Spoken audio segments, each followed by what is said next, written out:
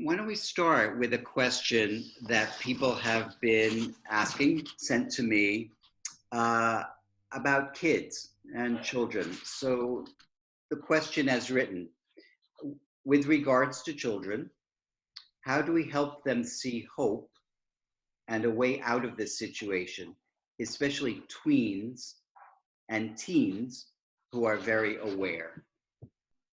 I think it's an interesting question because one of the things I've noticed just with the patients I work with is that there's a real stark shift between people who were born post 2000, meaning tweens and young adults now know nothing other than an era of terrorism and climate control issues.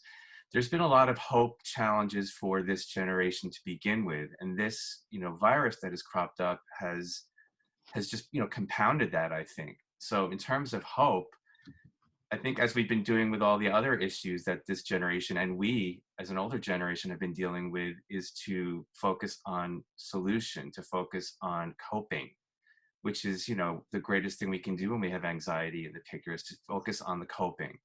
And making things smaller usually works best, I find. Just making things more manageable, what we call partializing in our wing of things. I look at it like a big ball of rubber bands. That's a picture I use a lot with my patients, where you've got all of these different concerns and all you can do is take one rubber band off and say, can I do anything with this? Can I change this? And if it's something you can change, like doing exercise more every day, or staying in touch with your friends and family through video services right now, reading, film, the things that make you feel like you're full, that's something that you can do something with that rubber band. So that's one version of hope right now, I think. I'm thinking about the second part of that question too. It says, how can we help them see hope and a way out of this situation? And Jeff, I think that really goes back exactly to what you're saying about stress and anxiety. And I think nobody knows where this is going and how this is going. And I think that's important to keep in mind, that nobody knows. So of course we can't be saying something to anybody, to teens and tweens, anybody about, oh, don't worry, it's going to be fine in 2 weeks. We can't say something like that. It's very important, I think, to pull back and, like you're saying, Paul, focus on like the here and now. What can we do right now to make it better for ourselves right now? Exercise, absolutely. Contact with friends and family through video chatting platforms. Maybe finding something new to be doing with the time that you have now. But I think it's related to anxiety and stress. I think it's very important to not be jumping so far forward, and that's providing false hope. Like, oh yeah, don't worry, you'll be able to go to summer camp. Let's start planning for that. You don't really know if that is true. And so then that's causing a whole host of other issues in the future. I think it's just really important to try and pull back. It's okay to say we don't know, because we don't know.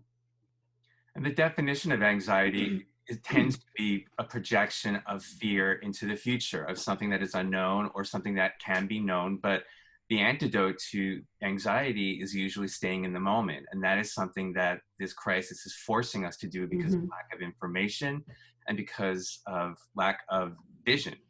There's a lot of different people are looking at this in lots of different ways. Some people are quarantining, some people are not. Some regions have been hit really hard, some have not. But staying in the moment is going to be paramount right now, just to keep sanity, to keep structure when so much structure has been removed. Right.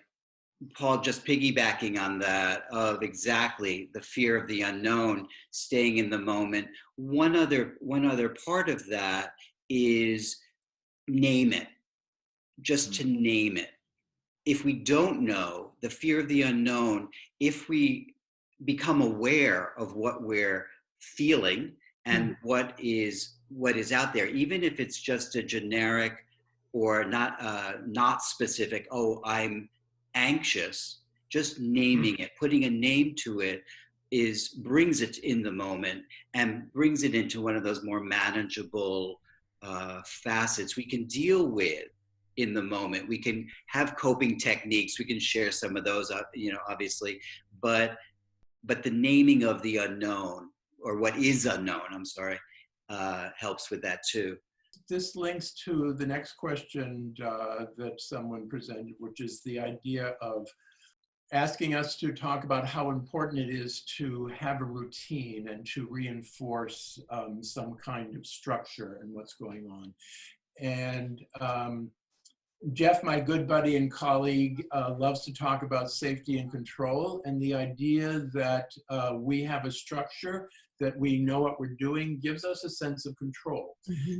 And because the world is so full of what's going to happen, we don't know, we're not in control of what's going on. If we can establish control in our small environment, in our own little sphere of our lives at this time, that can be very helpful in reducing anxiety. People can have a tendency at times like this to let go of things. There's a sense, I hear a lot of my patients say, well, what does it matter if I shower? What does it matter if I, get dressed today? Unfortunately, it matters now more than ever, I think, just because, or maybe fortunately, because it's all we've got right now. If we can't be outside and going to get our structure to the classes we go to the friends we see, to the theater we go to, sporting events, we are forced to create that kind of engagement in our own environments. And that's something a lot of people have a challenge in doing, because especially if you live in a city like New York, it's out there. We all live in New York. There's a lot to do here. Now there's not a lot to do here. So we have to try to find ways to create these activities in our home, the books that we've been putting off, the movies that we want to get back to that remind us of another time, our animals, if we have pets, our kids, if we're quarantined with people, staying in touch with people if we're not quarantined with people. These are all things that if we can get into, we exercise at 5:30 every day. No reason, but it's a good thing to have a time established for something so that I'm going toward that.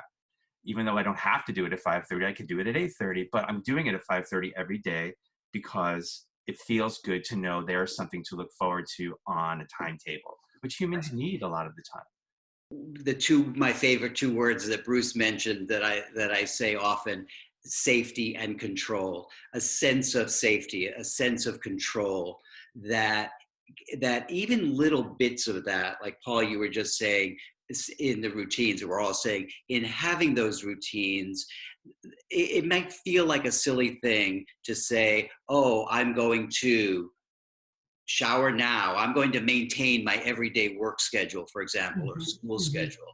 And just that little bit, it adds up, it accumulates in that sense of control and safety. It extends to of decisions we make every day now. I'm going to do something good for myself. I'm going to knit. I'm going to bake something. Those are two of Bruce's favorite things.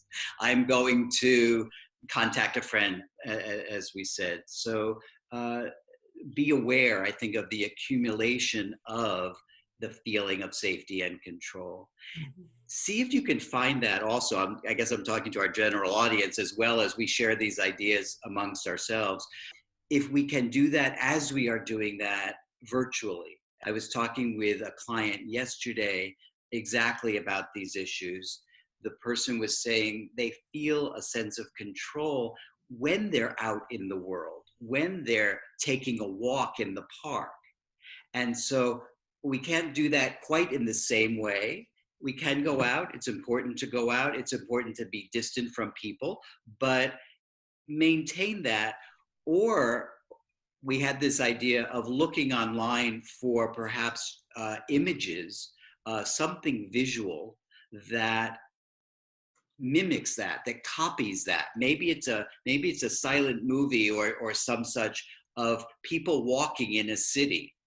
That for that one client of mine, that gave a sense of safety. And if you're watching that, let that elicit the feeling, that same feeling perhaps. We're going to experiment and see what can happen with that. I feel like there's two definitions of control.